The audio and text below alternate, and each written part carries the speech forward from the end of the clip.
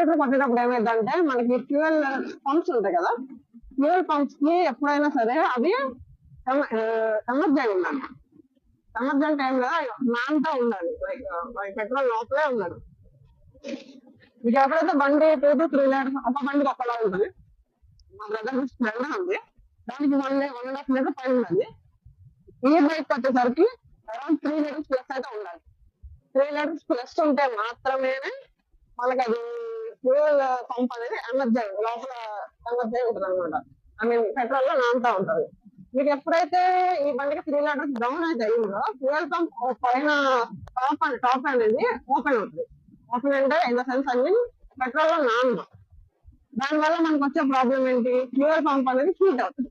ఆ లోపల పెట్రోల్ ఎప్పటికప్పుడు కూల్ గా వస్తుంది, కానీ మనకి ఇలా చేయడం వల్ల హీట్ అవుతా ఉంటుంది అనమాట.